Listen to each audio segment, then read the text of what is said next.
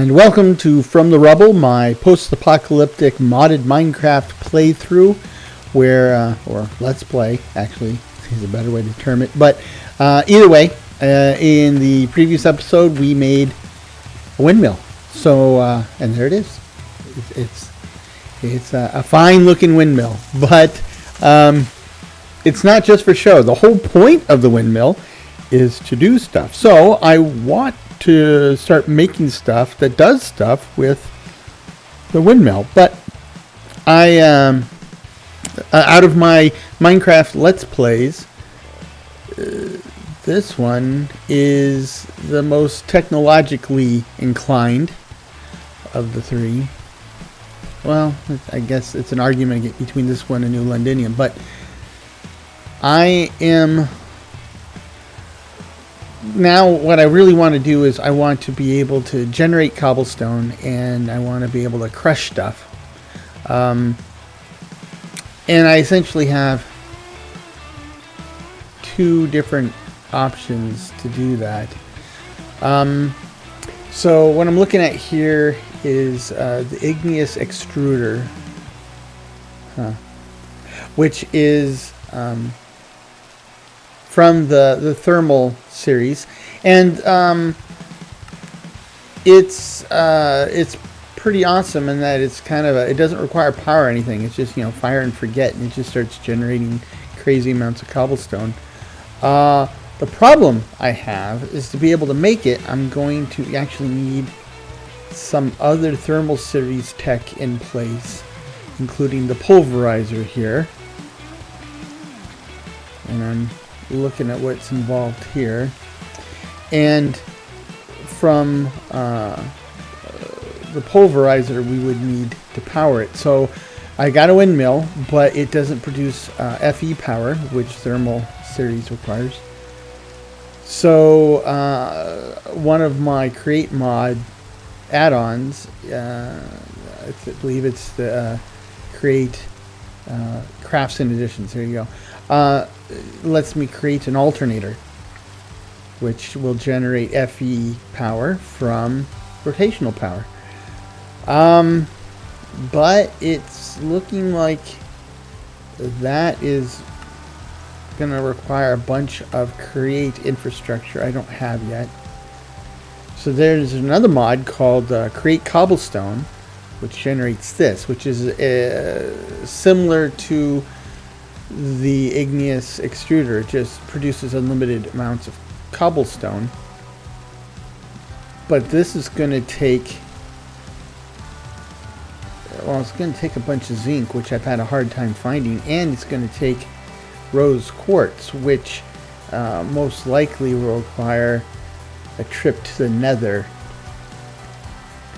And I'm not quite sure I'm ready to go to the nether in this world yet, especially if the Atomic Strikers mod amps up some of those mods. So mobs, mods. So so I've got a lot of bad choices, is what I'm saying.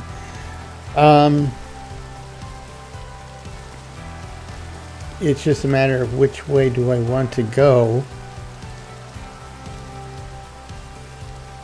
I might be able to find the rose quartz here on the surface if I can find like a gallosphere cave, or is that from Biomes of Plenty? Either way, it would get me there. Now this is crushing wheels. This is the create mod solution to grinding stuff up, and I would need to create mechanical crafters, and I'm gonna need even more stuff from the nether to make that happen.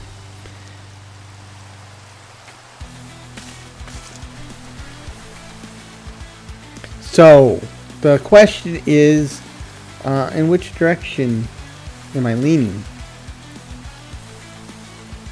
I can see the windmill is looking at me, pending, waiting for a decision. So if I'm not going to build an alternator for a while, I'm going to need And if I decide to go with the thermal series, I'm going to create a dynamo. They come in various flavors depending on what you want to consume to generate power. But the Stirling dynamo just uses stuff you can burn, like coal and such. And I think it's not glorious or particularly clever, but that might be the way to go. Which, I gotta say, I'm disappointed in myself, because I spent all that time waiting for and then building the windmill, only to wind up going with technology that will bypass the windmill completely. I haven't completely made up my mind. The jury's still out on that. But let's get squared away here. No, I should put this in my regular crafting chest.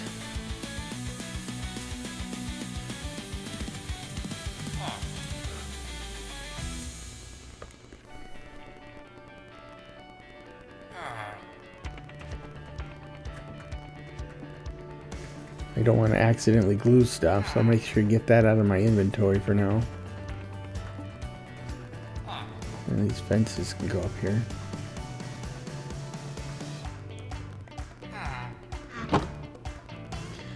Okay. So let's look at those recipes again. Iron. And I don't have hardly any iron. You have some gold. We'll need some gold.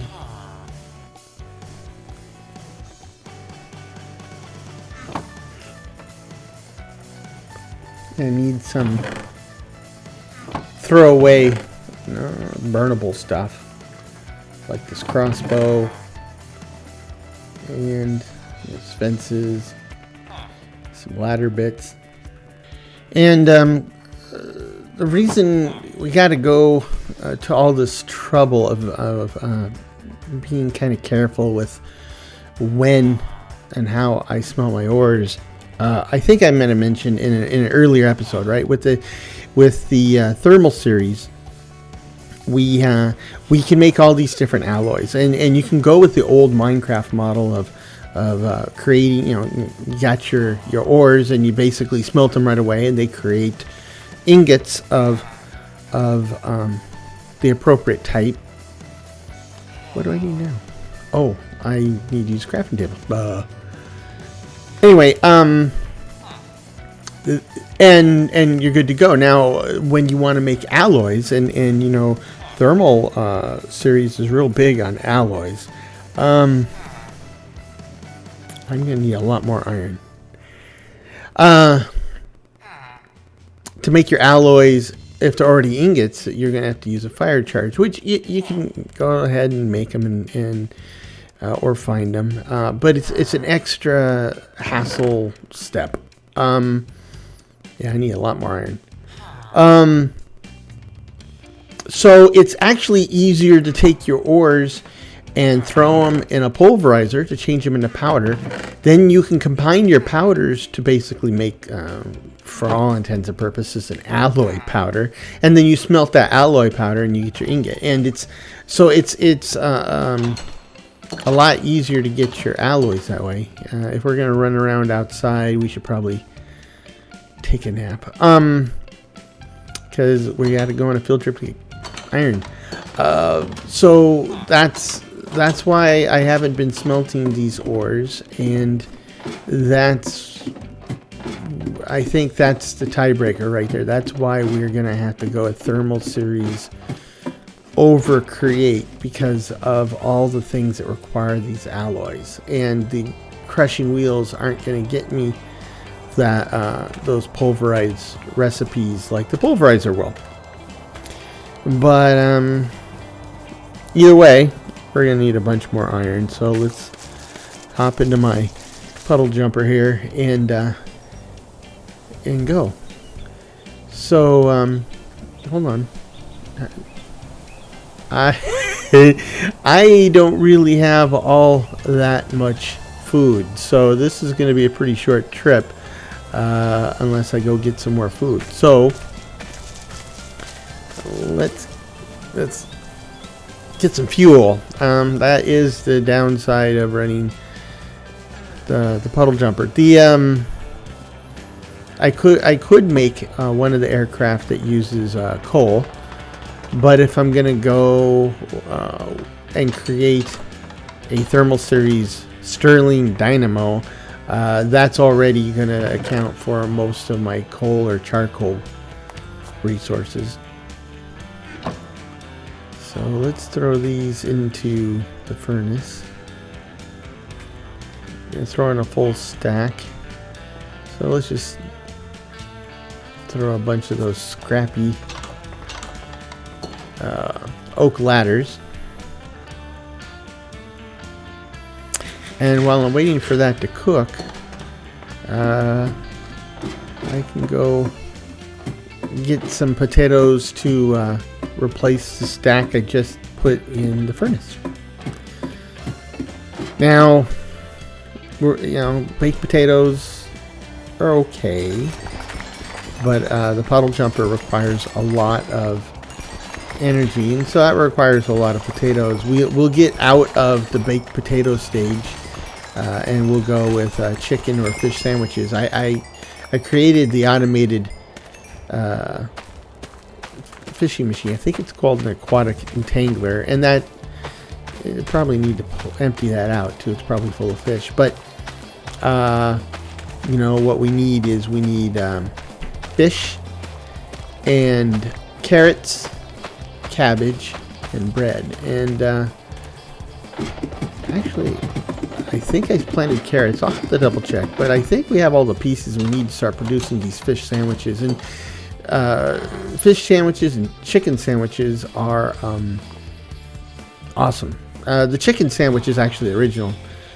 I just realized that I have a smoker, so this will go much faster and cheaper through a smoker. So the chicken sandwich is the original. It comes to us from the Farmer's Delight mod. The chicken sandwich is the original, and I took that idea because I'm like, well, this is awesome. Why don't we just make sandwiches of all the different flavors? And I plan to, but the only one I've implemented so far is the fish sandwich. That's a homemade production. Basically, in game terms, it's the same as a chicken sandwich, but uses fish.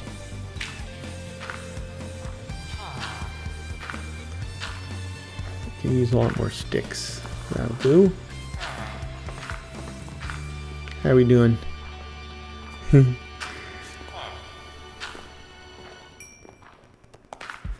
Getting there. Getting there faster. That's the key point. So while I'm waiting for that to cook, we can actually go downstairs here and kind of knock out some of this mining. We'll need to knock out the stuff anyway. And now that I'm not using this stone for nickel. Now that we're not using this stone for fill, right? We can start collecting some of this stuff for use in crafting and building. But it'll come. So, and if we're lucky, we might uncover some more iron. We're still at a decent altitude for iron. Oh, I got one in my inventory. There it is. Yep. Okay. So, we're all set. I mean, so much to do. Just baby steps. Baby steps.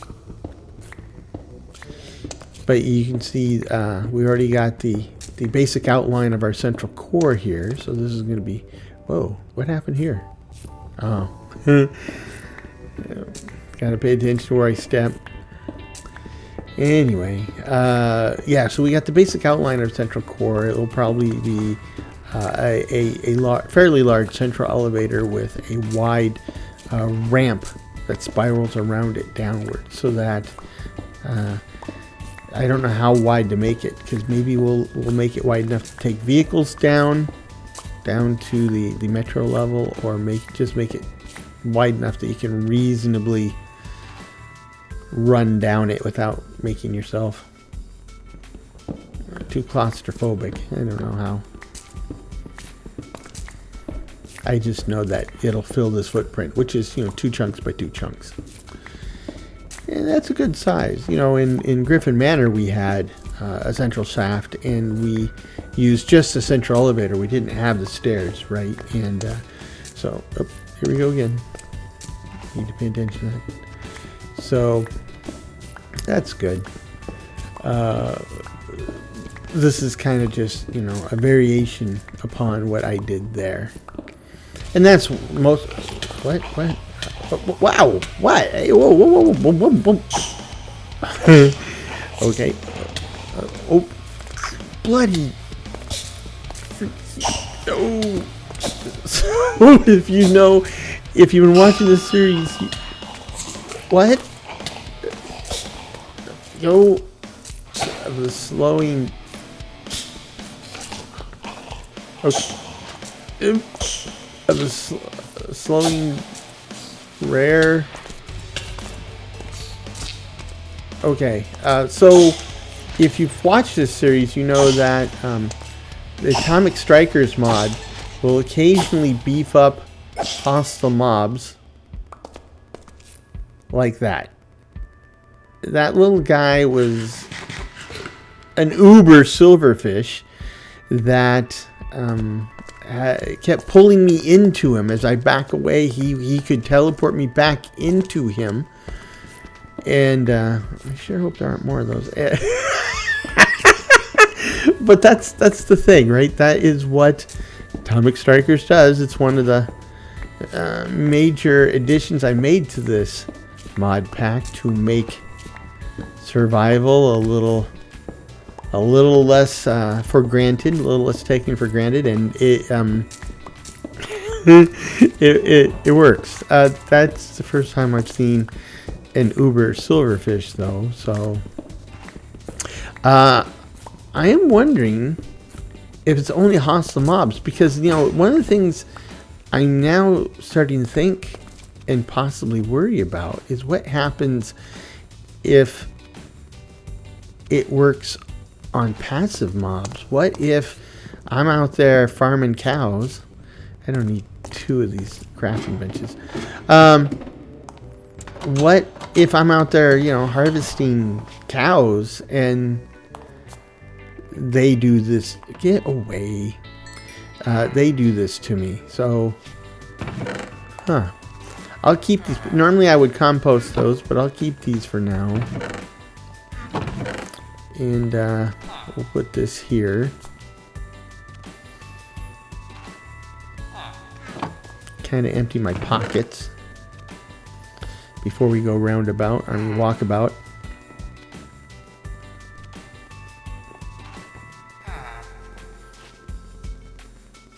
Yeah, I need to start making drawers for all this stuff. And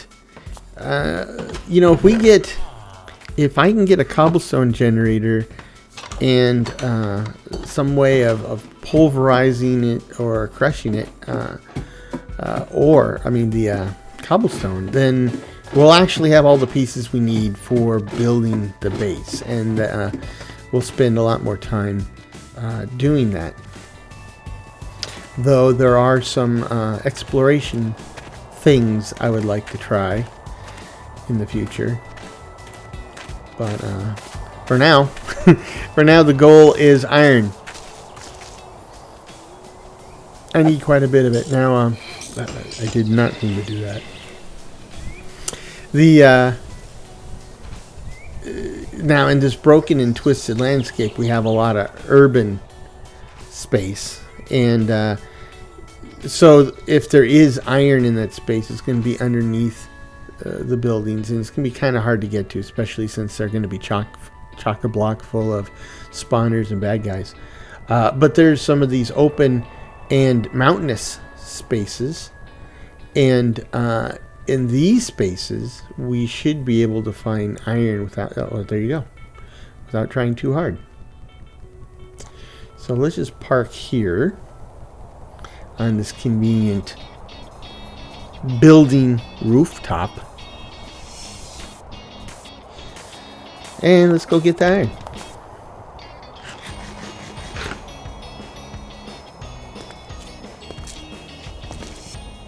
Weird looking walls. Okay, it's right over there, so we just kind of carve our way over to it. Still haven't found any bamboo, so I don't have any scaffolding. Huge fan of scaffolding. It's not a huge fan of gravity, which is why I'm a huge fan of scaffolding. But the scaffolding is immensely useful stuff, especially for a builder like me.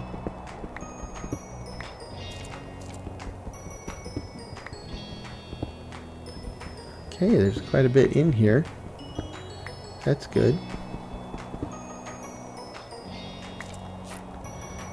So I think right off the bat, I think I got the 6 I need immediately. Yeah, I did. But we'll need more.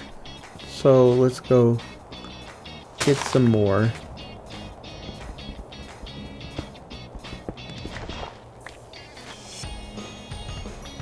I should probably make a shovel.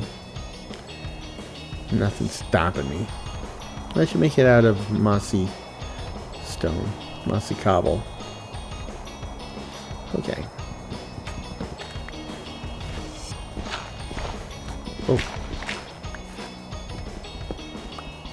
So I really do dig this broken landscape, and you know, I think that is one of my proudest achievements in this world, which is when I realized I wanted to do a post-apocalyptic world. You know, I wanted to do it, but the world had to be, you know, post-apocalyptic. Had to look and more good. It had to. I don't think I get that too easily. Well, we will give it a shot. Anyway, I wanted a post-apocalyptic world that looked and felt post-apocalyptic, but you know, even with modded Minecraft, there was only a few options to kind of give it that broken look. And even though the Lost Cities mod was clearly one of the best options, I originally didn't get these results, right? This took quite a bit of experimentation to get the settings right, to get this.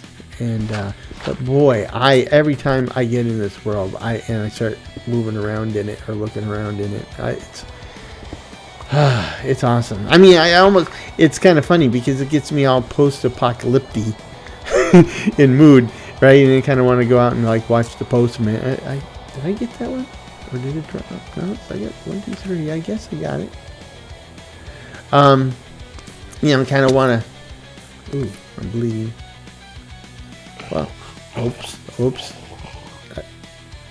Oh. And so, my puddle jumper saved me, and it got him stuck in the sun. So there you go. Nice. That'll teach you to break into other people's vehicles when they're not there. I kind of wish my actual car had a device like that. I've had a vehicle stolen. It was shortly after I left the Air Force. I left the Air Force. I bought a used truck. Everything was going great, gangbusters, and then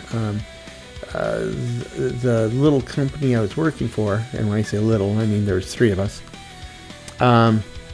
The one customer we had, it was a little software development firm, and the one customer we had basically stole the prototype of the product we were working on and quit paying us, right? So the company folded, and I wound up being laid off. And so I needed to get a new job, and that's about the same time that my, I went back to my old job, which was like a 35-mile commute from where I lived, and then my truck got stolen.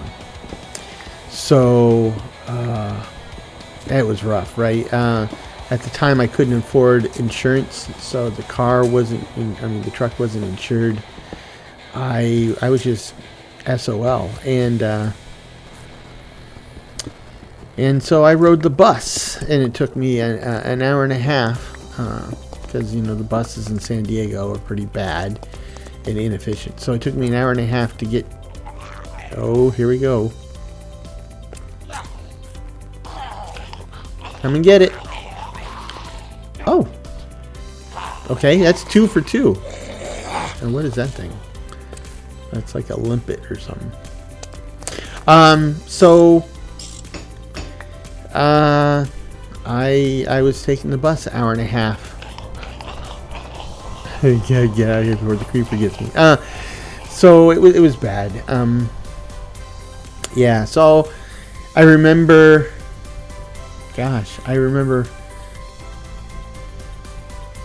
there's gotta be some iron. I remember seeing some up here last time we kind of did this, but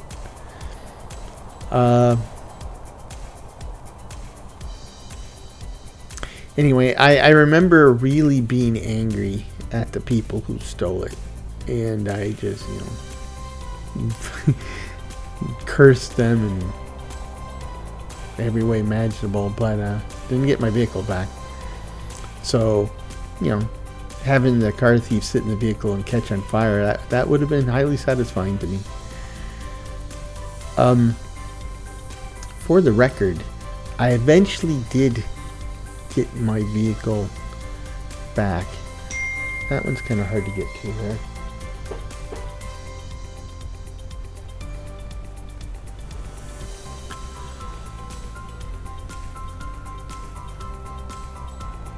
There's gotta be something.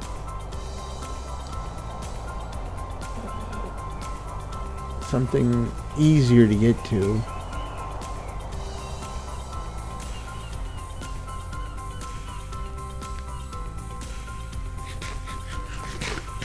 Well, that's enough to get us going for now, and then we can come back. But yeah. So I think I might have explained this whole story once in one of my videos. But so my truck was stolen, and of course, when the time came to re-register my truck, it's like, I don't have it. I'm not going to pay for registration. About a year and a half after the truck had been stolen, and I had been a pedestrian all that time, saving up for a new vehicle, and it was rough back then. Let's go ahead and harvest these and plant the seeds.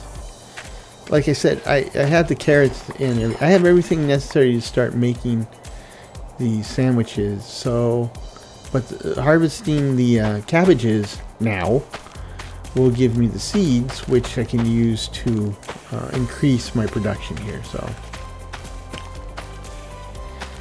So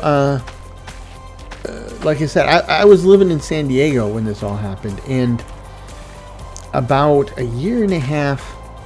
Let's do this with the corn too. Oops. Got some of the green beans.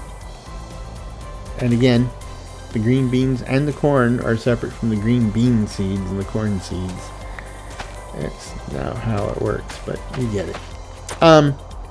So after about a year and a half, I got a phone call from I got a letter from the California Highway Patrol. They had found my truck. And what's more, they found my truck in Mexico. So, because apparently the California Highway Patrol has liaison officers that work with the Mexican government at different levels, and they go into Mexico on a... Can you excuse me, please?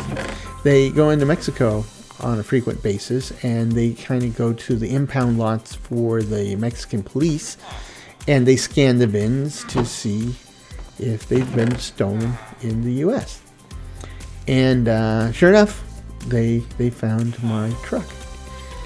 Now, apparently what had happened was that my truck had been stolen, and it was taken to Mexico, and whoever stole it was trying to sell it to the hospital in Mexicali. So I think I just need some nuggets, and then we need to smelt this iron. And then all I need is pretty much any type of stone.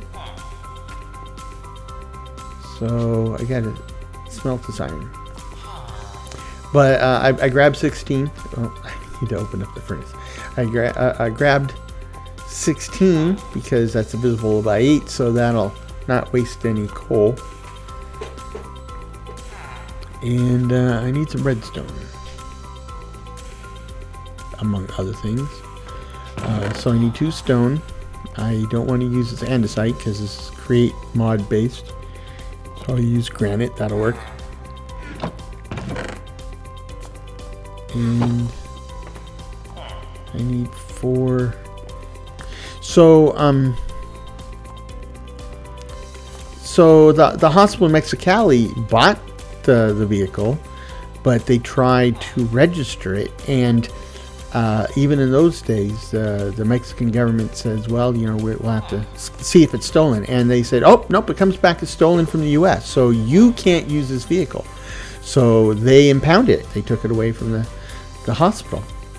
But it was kind of a nice truck. It was a Nissan hardbody back in the days when that meant something. And so the police used it. And they used the living bejesus out of it. I mean, first of all, it required unleaded gas, and they put leaded gas in it, and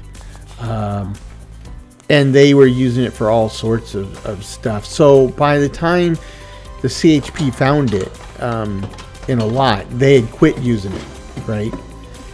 And so we got this letter from the CHP, and we, my mom and my stepdad and I went out to Mexicali, to the state police station there, to take a look at it. And we paid the $100 to get it out of impound. And it was actually much cheaper. I mean, it would have been much cheaper, but of course, they required a lot of process that the guy, you know, they were going to rent us to the ringer. So we said, how about $100? And everyone said, sure, here's the truck. So then it barely ran, right? The exhaust system was all blown to bits from the leaded gas and such. And so it produced a smoke screen that was like something you'd see out of a Batman, the Batmobile, right? And so we limped it across the border to the United States. Of course, I couldn't drive it in the United States. It wasn't street legal. But once we got it over the border, we could park it there, and then we drove into Yuma, Arizona, and we rented a trailer, threw it on the trailer, brought it back to my folks' house in San Diego, and then oops, I need to put these ladders in there. And I would then spend time each weekend taking the bus to my folks' house and working on my car, trying to get it put back together. But I spent like $1,100 on a whole new exhaust system, and I was installing that, and it helped a lot, but it was nowhere. We went to get it smogged, and it was like nowhere close to be approved for the smog check. And California, even at that time, was pretty strict on that. So a machine frame going to require tin. Do I have tin? It just needs to... Yes, I do. And tin is just... I don't have to make an alloy. So that's a quick and easy one. So let's get that going. So, so now I didn't know what to do, right? I was going to have this thing professionally fixed if I wanted to get it up and running. And then, you remember I told you the state, the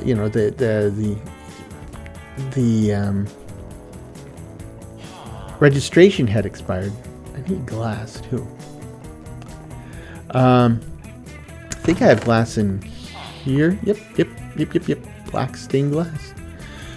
So the registration expired, and I couldn't register the vehicle without getting it approved as a smog check. But I got this letter from the state of California a year and a half after the truck was stolen, and they said, "Yeah, you haven't registered your truck, and it's way overdue, and so we're going to cut you a deal. Basically, pay 150% of your registration fees, and we'll just register your truck. No questions asked." I said, "Oh, okay." So I did that, paid the 150%, then limped the truck down to a local dealer where I traded it in. Now that it's registered, I could trade it in, and I traded it in essentially for scrap metal value. I think I got $500 for it, and got a new, a new to me, Volkswagen Golf GTI, and I was back on the road again. So that was fun. Anyway, so that just reminded me, car thieves. I have no love for car thieves, especially it's one thing if you're going to steal somebody's Lexus and it's fully insured and that person has multiple houses and swimming pools and stuff, as opposed to stealing somebody's car, some schmo who needs that to get to work, who's scraping by week to week for gas money.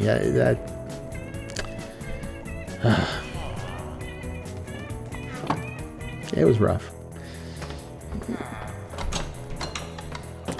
So I've had some hard times. I haven't had it easy my whole life. So, which just makes things even better. Now I know I'm pretty fortunate with what I have. I'm very fortunate with what I have. And I appreciate that. And so when people say, "How are things going?" It's like, I can always come up with something to complain about. But they're first world complaints, right? I mean, I have things that bother me or are kind of a pain in the butt, but out of 8+ billion people on the planet, the vast majority would happily trade places with me, and I get that. So, okay. This is where you can configure your inputs and outputs. So the thermal series is pretty cool in that you don't need a bunch of funnels, right? You can actually set up inventory blocks like chests or barrels directly next to it, touching it, and then configure those as inputs and outputs.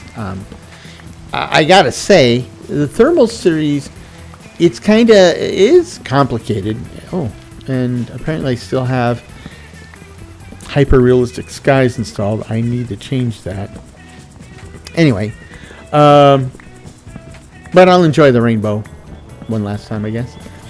Anyway, the thermal series mod, it's complex. There is some pretty rich detail in there, and it makes it kind of pointy headed and makes the learning curve kind of steep. But if you go through the trouble of learning how those bits work, it can be a lot of fun to work with it.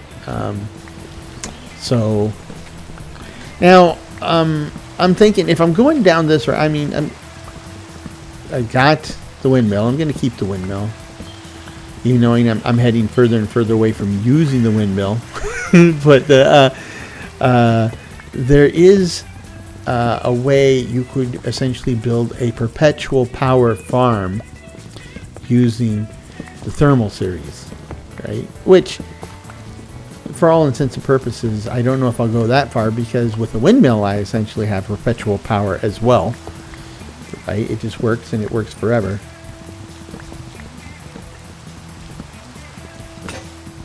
so we'll see how it goes. But that's still far in the future. That's not anything I have to worry about right this second.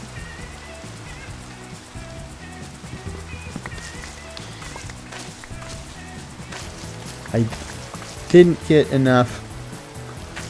I didn't get enough saplings. Huh. So I'll have to go get a 4th sapling to regrow my giant spruce. Meanwhile, we'll go process this wood. We'll need to make a bunch of charcoal because at this point the dynamo is all set. It'll work, and it'll work well enough. It's just that it's, you know, there's no upgrades, and so it's kind of inefficient in its use. It's going to be power hungry. We'll get there.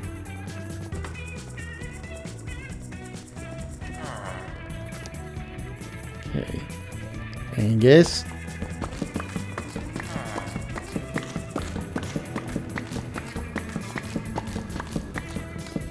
I need to put this in my offhand. I need to start using this, all this bark I've been collecting, and start generating a bunch of. Oh, I think I remember. I don't have enough bone meal. Anyhow, we need to create rich soil to really crank out our agricultural produce. There's another dynamo you can make that actually takes stuff you can eat and generates power from that. And the better, Angus, the more saturation or satiation or more sat you are with your food or a given dish is, the more energy it will create in that dynamo. So that is a very cool thing. We might explore that at some point. That's also something we could probably automate, right? I could maybe do that, and with the create mod we would be able to funnel food from main storage into the dynamo. Something we might do. So I need a chest to, like I said, you can set the thermal series stuff to automatically pull stuff from chests, and you know, I need to go get another chest because you can have it set to pull stuff from chests, but also have it stuff to put stuff in chests, and so I really need a second chest. And I'll show you how to do that. So let's go run up here. We got to test our pulverizer now that we have a way to fuel it.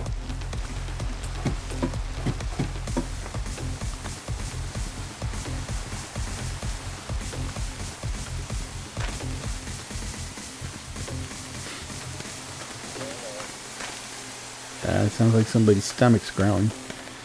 Okay, so if we look at this, if I put a chest here and I put a chest here, I have a chest on top and chest to the side. Then I go over here and I'll turn on the auto input and auto outputs, and then I'll say on the top that is an input, which is blue, and over on this side I will make it orange, that's an output. And then what happens is I can throw cobblestone in here, say a full stack, and you saw it disappeared.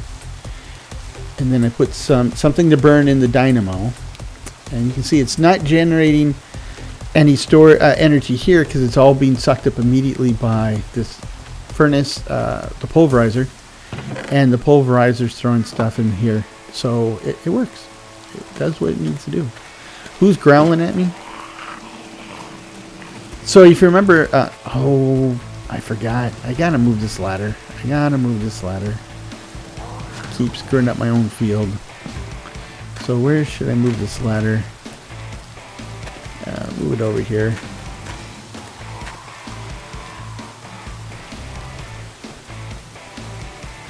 Anyway, yeah, and so in Greifenhorst, I pointed out that, we saw a zombie goblin, and he didn't seem all that keen on killing me, right? He just making his noises, but going about his business, and so...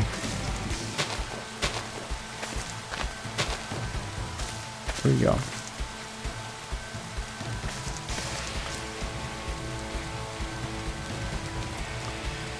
Okay, so with the pulverizer in place, let's see about that extruder, right? That would be... Invar and Constantin. Constantin's another name for electrum, which is normally a mix of gold and silver, at least the way I learned it. But here it looks like they're making it out of nickel and copper.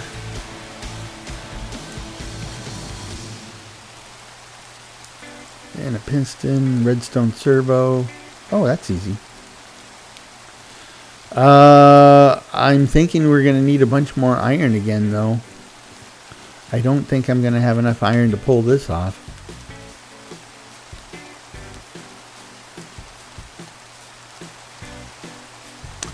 Got a bunch of flowers. Had more coal and stuff on me than I thought I did.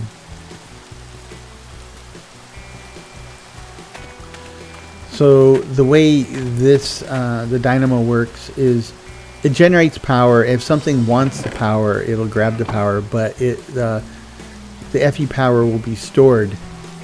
Right now it's not going to store it because there's something in there it could process, so I'll use it right away. And I don't necessarily want to make a bunch of gravel right at the moment.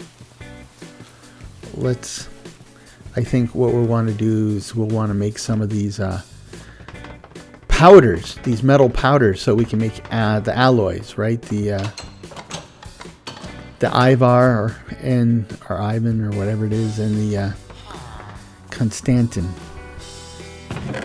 When I see Ivar, I think of Ivar's clam chowder, which is one of the things that the Seattle area is famous for. And I might thoroughly upset every person in the Pacific Northwest when I go, Ivar's is okay. It's not as awesome as people say it is, right? There's even more. It's a fish and chips place too, among other things. And for what you get for your money? No. We had back when I was working at T-Mobile before the pandemic, we had a number of different food trucks that would come to campus, and so we had a pretty good selection. And there was a couple different fish and chips trucks that would make the rounds, and for the same price that you could get a combo meal at Ivar's, you could get an awesome beer battered fish and chips plate off the truck, right? And the Ivar stuff, it kind of reminds me of the stuff that you got at the supermarket, and you then, you throw into the oven, and it's, these tiny little portions with this little breaded, crumbly coating that falls off even before you get it in the oven. So, yeah, don't get me wrong, I'll eat Ivar's. That's inconveniently located. Let's try something. Let's see if I can get this without leaving. Oh, that worked, kinda.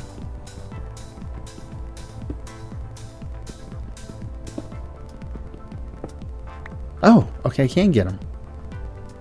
How do I get these two? There we go. And then I gotta find the one that fell. Should probably get back in the third person. I don't see it.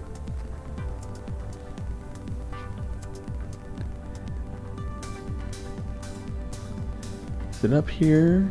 No, this is, I was cutting underneath this thing, right? Yeah. There it is. Yeah, as cool as it was to have zombies go into my vehicle and burn up, poetic justice. I think I would prefer not to let them in.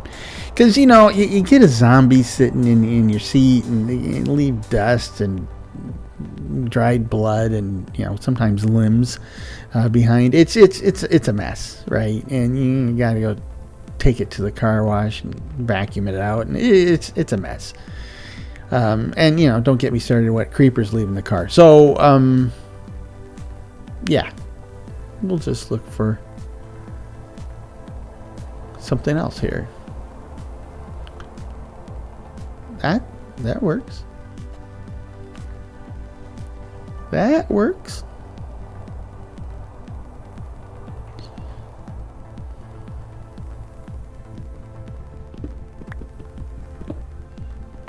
Two, three. Got them all. You know, I'm looking. I got wrenches. The row of wrenches over my hunger bar, which tells me the damage the vehicle's taken. My vehicle shouldn't have taken any damage, but I see some little smoke particles coming off it, like I've screwed it up a little bit. So I hope this isn't a bug where I'm screwing it up, but it's not showing me, and then it suddenly it falls apart while I'm in the middle of the air. That would be unfortunate. I don't think I've taken a look at this outcropping here. It's seagulls. Nice day.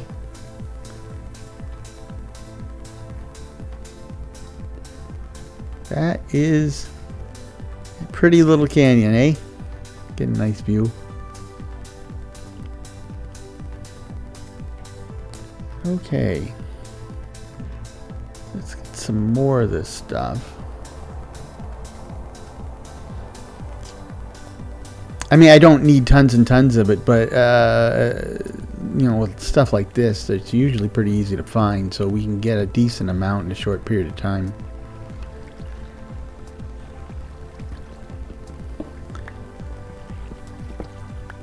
There we go. I played on one map that had a mess. I mean, a mess of tall mountains. They were so tall that they were all snow covered all the time. And you know, you couldn't find surface iron like this because everything was covered in snow. But if you landed, or actually I did. I had I was using immersive. Hold on.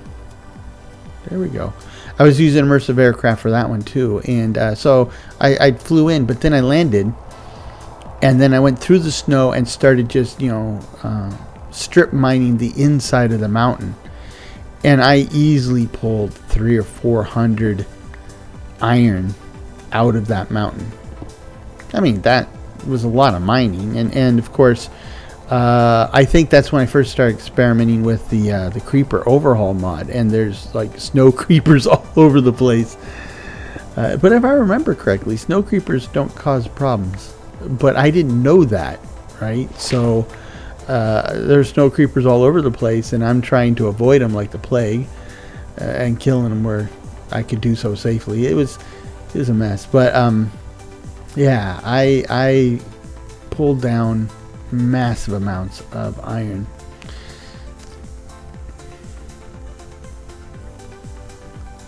Now, in this world, we do have the create or extraction mod, so unlimited iron is a possibility. Let's take a look at this and see how broken my...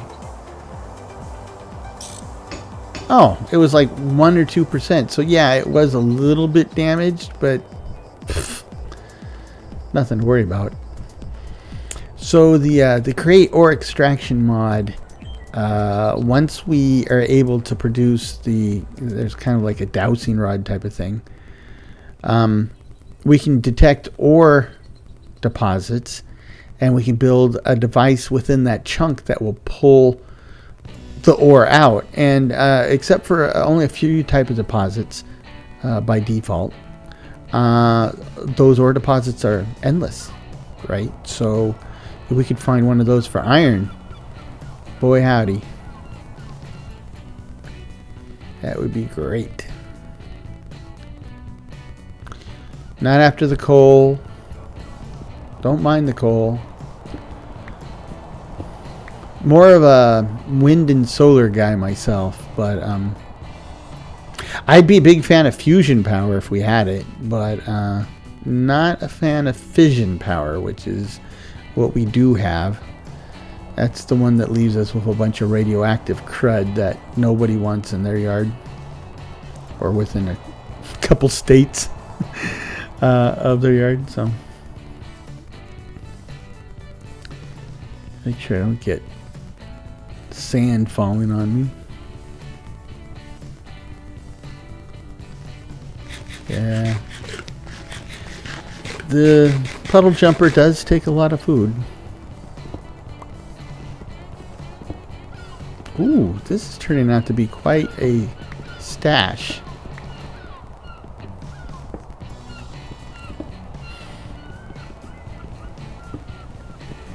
Quite the stash.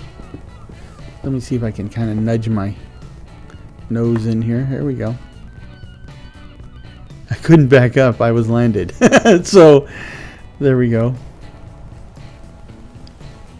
Very nice. 27. 27 is probably enough for now. Let's see if there's any more low-hanging fruit. And then we can head back.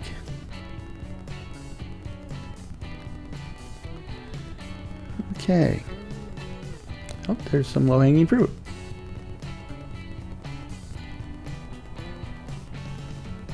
Oh, two batches.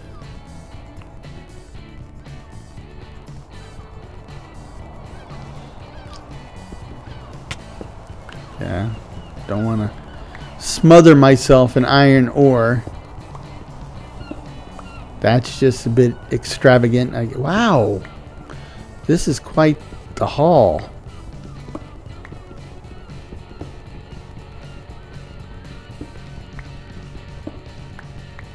Okay, I think I got them all. Let's get this little batch down here. That's 39. Yeah, somebody's got asthma. Okay, so we'll need to get out of here.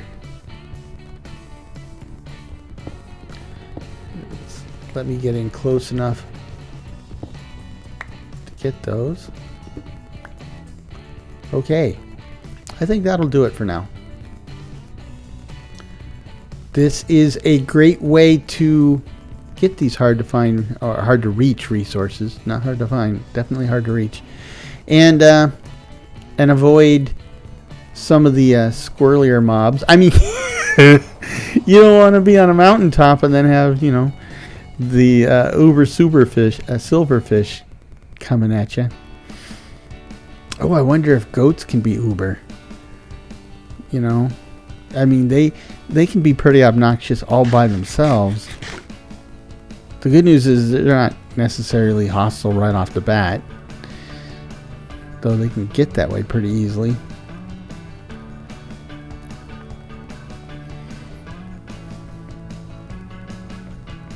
So I need to come up with a name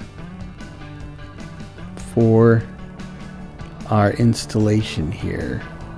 If you got some suggestions or some ideas for a good name for this place, by all means, throw them in a comment. Actually, I was causing damage, but it was still well within the safety margin, whatever that is. Okay, so 42 iron, that should be enough for a little while to get us to this next step. Get us so that I can create cobblestone.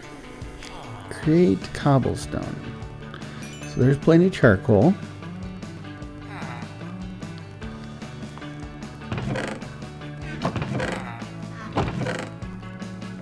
And I need a couple glass, right?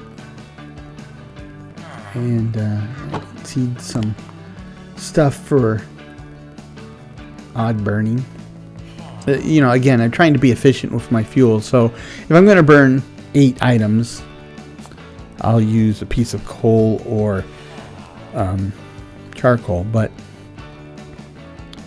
Oh. Let me see.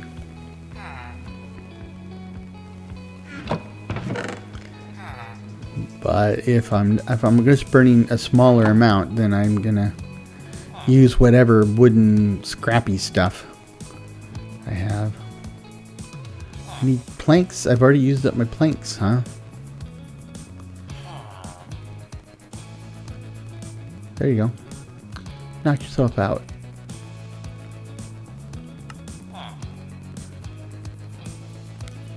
And Constantin. Invar, not Ivar. Invar.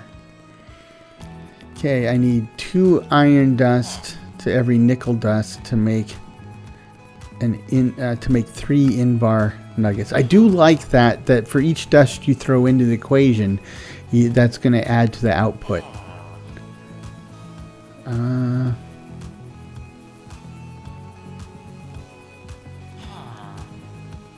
So nickel. Okay. We can do this.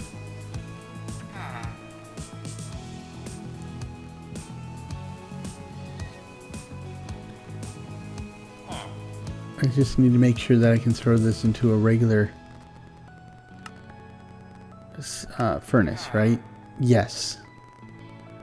Yes. Okay. That'll do it.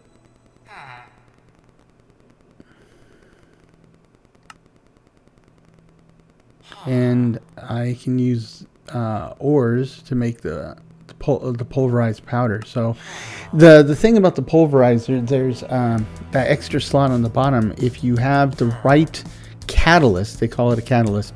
If you have the right material in there as a catalyst, it can produce bonus material too. I'm not really interested in that right now. I need a couple buckets, I think. A couple metal buckets. If we're going to be carting lava around, it would probably behoove me to use a metal bucket. Though, let's face it. I see here, Goblin Trader. If you've got something hot enough to melt rock, it's going to melt your bucket. Probably. Certainly you won't want to carry anything around in a glowing hot, red hot bucket. But it's Minecraft. If you want realism, go to Vintage Story. Or Terra Firma Craft, which was probably the original inspiration behind Vintage Story.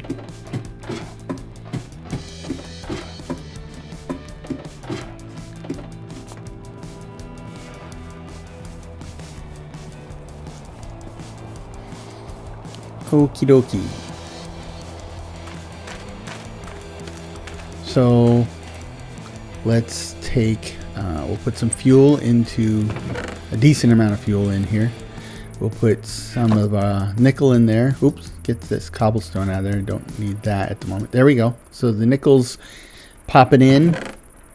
Let's go ahead and add some iron. Not my whole stack. And that should be, that should give us the nickel powder and the iron powder. Now, for this, I'm going to need more nickel powder, and I will need some copper powder. No, dust is what they call it. I think it's more substantial than dust, but okay. So there it is. The stuff's happening. So let me get some more nickel and some copper ore. And then I think we just need to smelt the alloyed dust. And I think we can finally put this thing together. Oh, looking at the time, I've run out of time. So we can get it put together, but I'm going to need water, which I have, and I have plenty of. And we need lava, which I don't have, and we'll have to go find. Not a huge problem, but it'll take more time than I have available to me at the moment. So that's probably where we'll pick up next time. But for this time, let's get this thing going.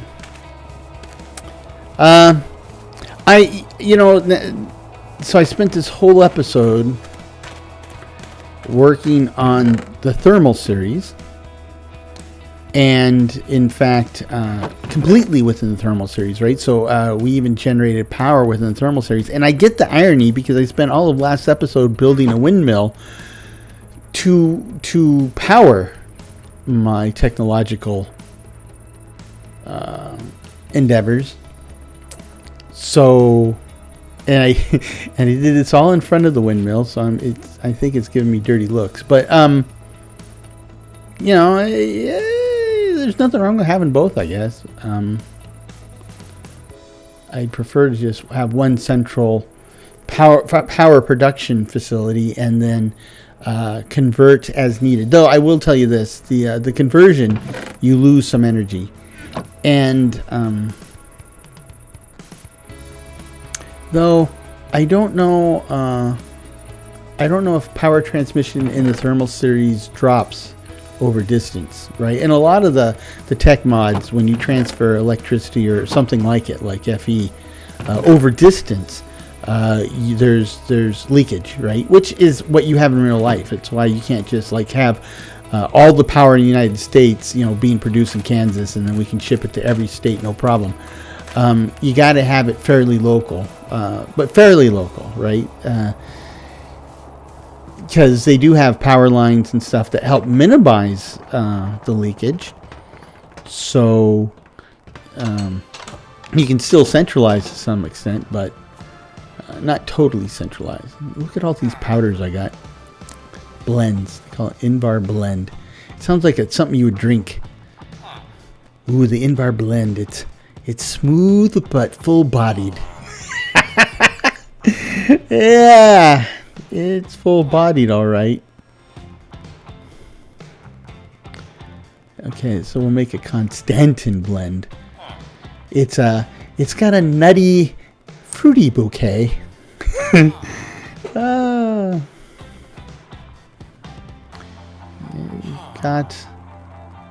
need to kind of clean up my inventory a bit here.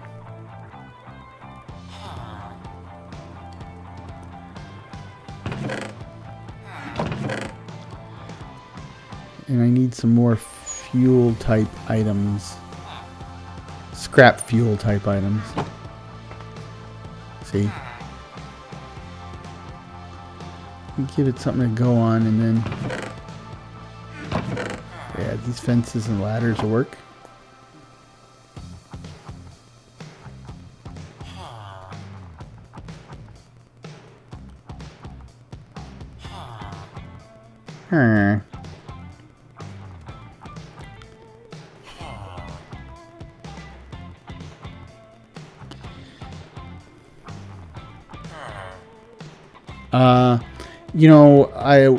I've been playing a little bit of Cubic Odyssey lately, and in Cubic Odyssey they have a recycler, and you can pretty much throw anything into the recycler, and then it converts it into these this type of energy.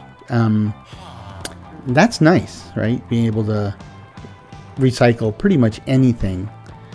I mean, there's some stuff that's there's some stuff that is more productive than others in the recycler, but then again, those also tend to be materials that are more productive or useful in all sorts of ways, so you don't want to necessarily recycle them like that. Okay, so let's see, we got the redstone, the Constantin.